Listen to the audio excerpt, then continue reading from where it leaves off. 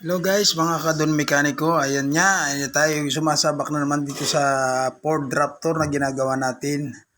So ang problema nito, dinala dito sa shop, nagtumataas ang temperature, i-indicate sa kanyang gauge na nagwa-warning na overheat siya, mataas ang temperature. So chinik ko yung kanyang thermostat, okay naman yung thermostat niya. So naging problema yung belt niya, tumalon. Kasi nga gawa nitong pusa, siguro kumalang do sa ng belt, kaya tumalon yung pusa tuloy, patay yung pusa dito sa loob ng kanyang fans shroud nitong Ford Raptor. Yan ang naging dahilan yung pusa na yan, kaya tumalon yung belt niya. Kasi ito from Cavite pa. Ayan, makikita nyo pusa po yung nandiyan sa loob niyang kanyang radiator shroud.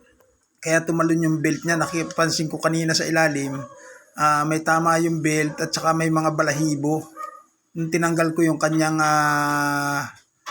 cover sa ilalim. Kung mapapansin nyo, puputing pusa, napakalaking pusa. Patay po yung pusa dyan sa loob niyan. Ayan, tatanggalin na po natin yung kanyang pinanggalingan ng pagkatanggal ng belt. Ayan, yung pusa namatay po, malamang kumalang yan, kaya natanggal yung belt niya. Sa lakas ng impact, namatay yung pusa. Ayan, binubunot ng kasama ko. Ayan baka mangyari po sa inyo yan. Yan po yung pusa. Mabaho na po yung pusa. Yan binaklas natin kanina yan.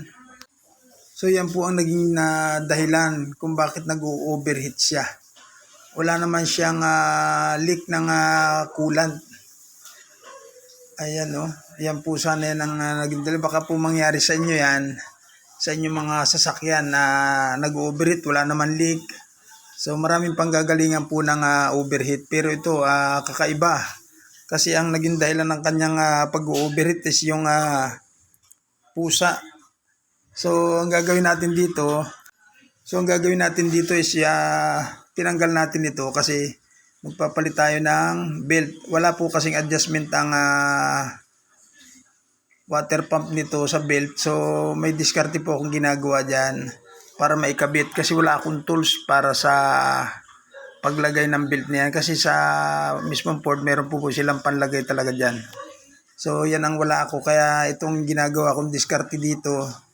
So at saka papalitan na rin ng coolant ito, mga idol.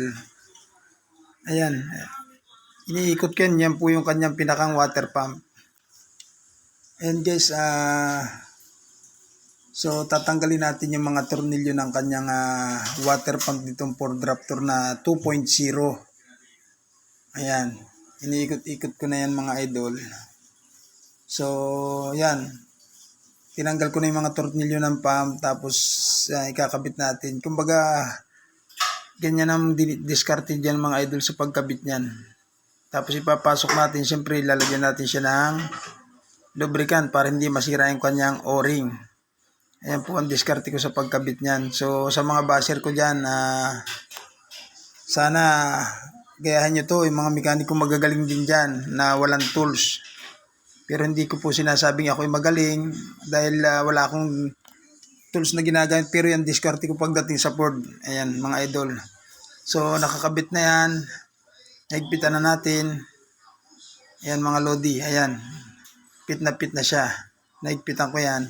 Ayan, maraming salamat po, at kung bago pa lang kayo sa akin channel, please like and subscribe, Don_Mekaniko TV. Salamat.